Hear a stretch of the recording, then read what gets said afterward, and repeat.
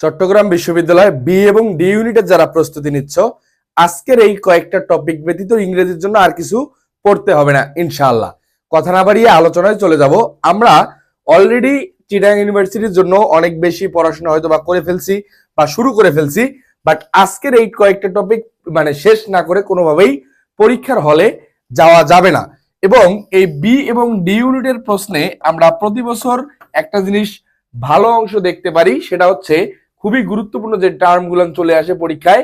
প্রথমেই যদি আমরা বলার চেষ্টা করি, পিন পয়েন্ট এরর এবং প্যাসেজ, দুইটা টার্ম চিটাগাং ইউনিভার্সিটির জন্য খুবই গুরুত্বপূর্ণ। একটা হচ্ছে পিন পয়েন্ট এরর আর হচ্ছে প্যাসেজ, যেটা অন্যান্য বিশ্ববিদ্যালয় থেকে এই পরীক্ষাটাকে একটু আলাদা করছে। বিষয়টা মাথায় রাখতে হবে ভাইয়া, প্রত্যেকটা পরীক্ষার একটা নতুন সিকোয়েন্স থাকতে পারে। এই পিন পয়েন্ট এরর থেকে যে প্রশ্নগুলো আসে, আমরা এখান থেকে অন্যান্য বিশ্ববিদ্যালয় দেখি অত বেশি প্রশ্ন হয়তো বা আসে না।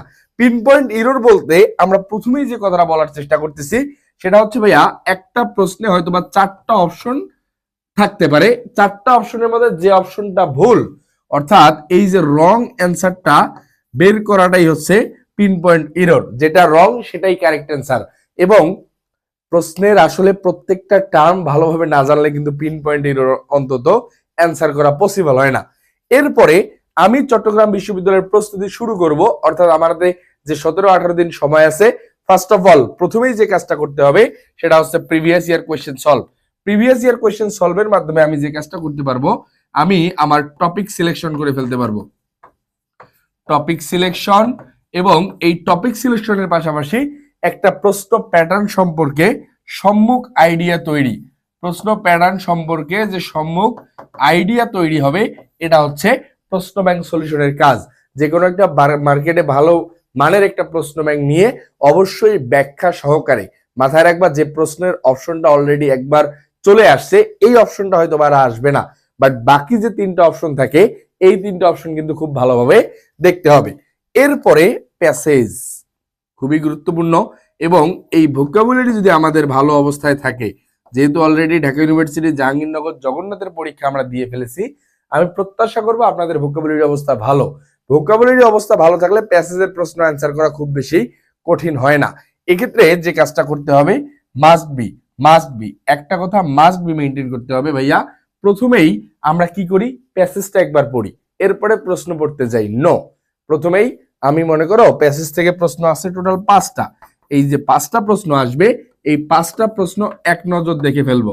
5টা প্রশ্ন যখন আমি এক নজর দেখে ফেলবো, এক নজর দেখার মাধ্যমে আমার যে কাজটা হবে, যে কয়েকটা প্রশ্ন আসছে এই প্রশ্ন সম্পর্কে আমার একটা আইডিয়া তৈরি হবে।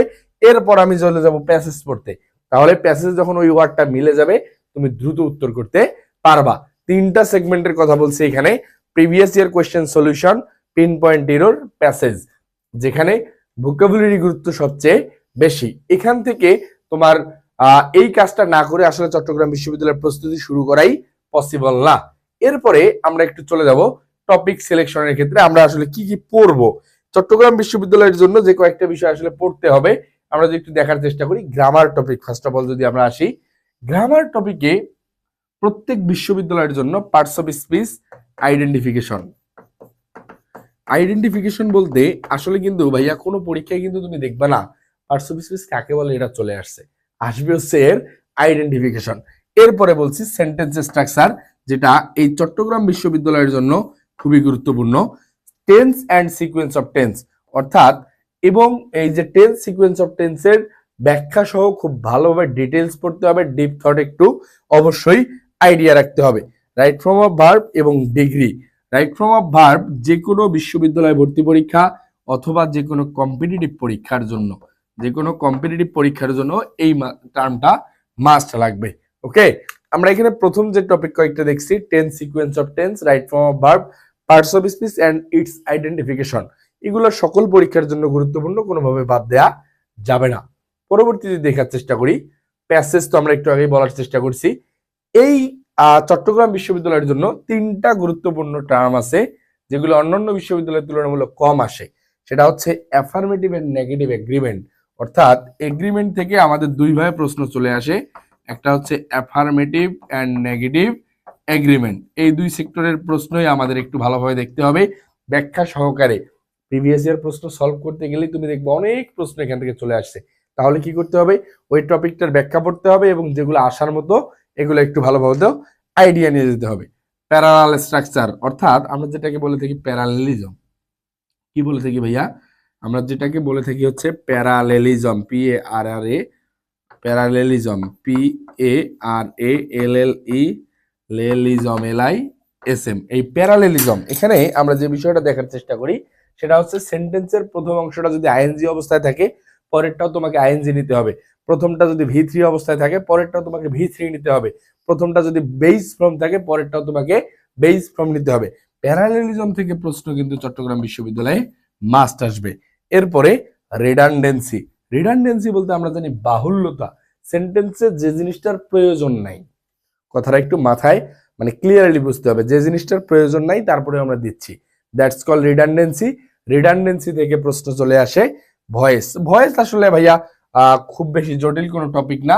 ভয়েস সলিউশনের ক্ষেত্রে যে জিনিসটা মাথায় রাখতে হবে, মাস্ট বি ভার্বের পরে ভার্বের পাস্ট পার্টিসিপল থাকতে হবে প্যাসিভে, প্যাসিভে যখন চলে যাবে বি ভার্বের পরে ভার্বের পাস্ট পার্টিসিপল থাকতে হবে।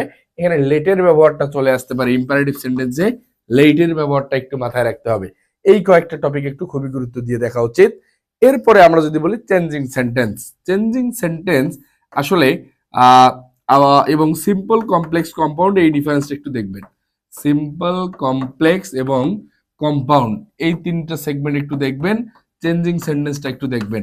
সিম্পল কমপ্লেক্স কম্পাউন্ড আমি যে সহজ ভাষায় বলি, একটা সাবজেক্ট একটা ফাইনাইট ভার্ব, সিম্পল সেন্টেন্স দুইটা সাবজেক্ট দুইটা ফাইনাইট ভার্ব, যদি অ্যান্ড বাট অথবা অর, সাধারণত এই তিনটা দিয়েই পরীক্ষায় আসে, অ্যান্ড বাট অথবা অর দ্বারা যুক্ত হয়ে কম্পাউন্ড, এই দুইটা সেগমেন্ট যারা মেনটেন করবে না এবং দুইটা ক্লোজ থাকবে দুইটা ফাইনাইট ভার্ব থাকবে, এটা চলে যাবে কমপ্লেক্সের পার্টে, অর্থাৎ ঝামেলাযুক্ত যে শব্দগুলো দ্বারা দুইটা ক্লোজ যুক্ত থাকে এটাই চলে যায় কমপ্লেক্সে।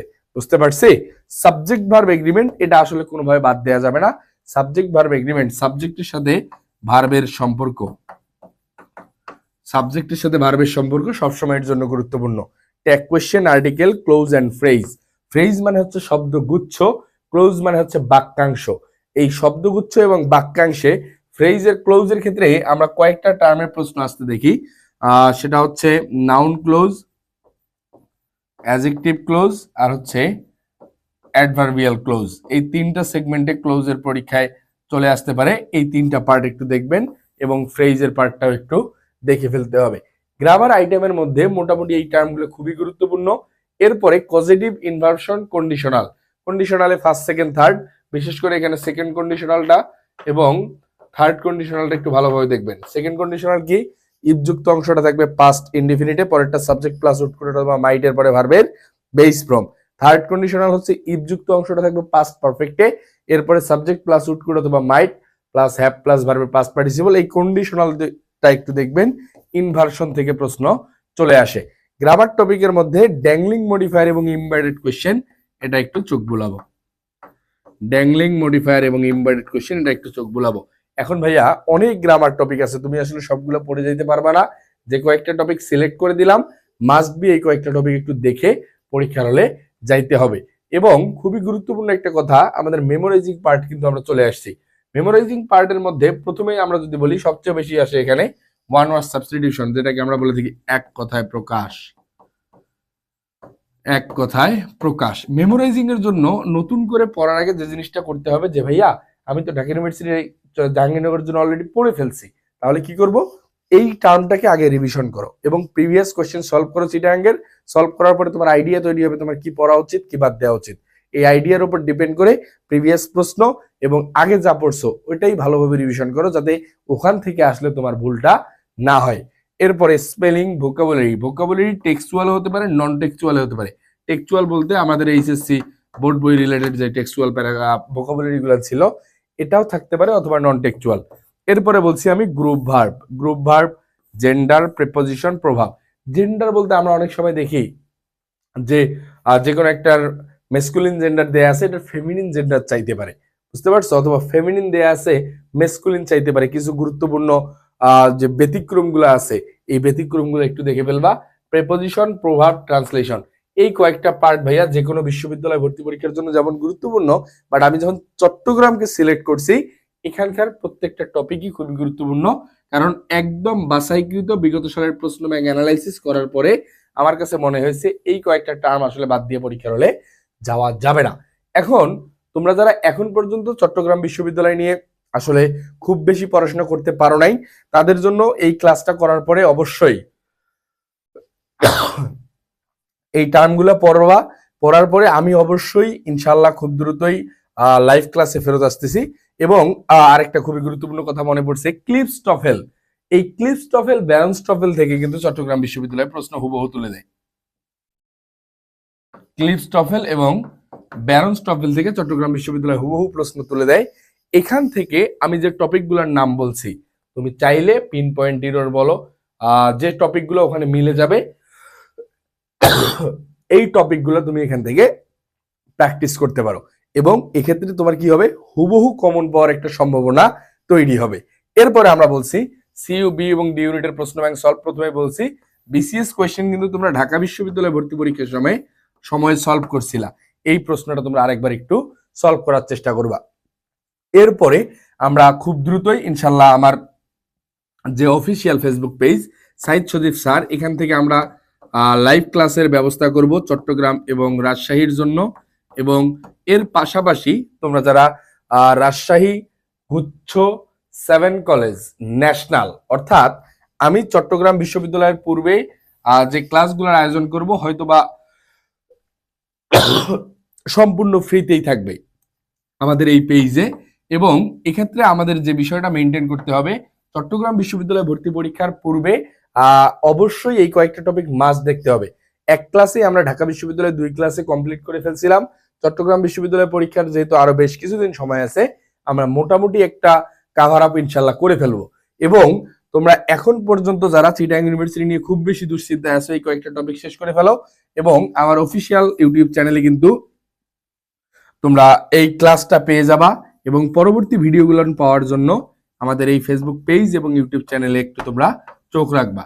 এবং খুবই দ্রুত ইনশাল্লাহ আমাদের যে স্পেশাল ইংলিশ কোর্স আসতেছে, যারা রাজশাহী বিশ্ববিদ্যালয়, চট্টগ্রাম বিশ্ববিদ্যালয় তো চলে যাবে, রাজশাহী যারা রাজশাহী দিবা, জিএসটি দিবা, 7 কলেজ এবং ন্যাশনাল ইউনিভার্সিটির জন্য, এবং ন্যাশনাল ইউনিভার্সিটিতে যারা পরীক্ষা দিবেন তাদের জন্য ইনশাল্লাহ আমাদের স্পেশাল কোর্স চলে আসতেছে খুব দ্রুতই। এবং এটাতে ভর্তি চলমান। যে কোনো সমস্যা, যে কোনো কোয়েরির জন্য 0193407965 এই হোয়াটসঅ্যাপ নাম্বারে যোগাযোগ করতে পারেন। ওকে, ইনশাল্লাহ খুব দ্রুত লাইভ ক্লাসে দেখা হচ্ছে। চট্টগ্রাম বিশ্ববিদ্যালয়ের আজকের এই সাজেশনটুকু অবশ্যই তুমি কালেক্ট করে শেষ করে ফেলো। পরবর্তী ভিডিও দেখার আমন্ত্রণ। আল্লাহ হাফেজ, আসসালামু আলাইকুম।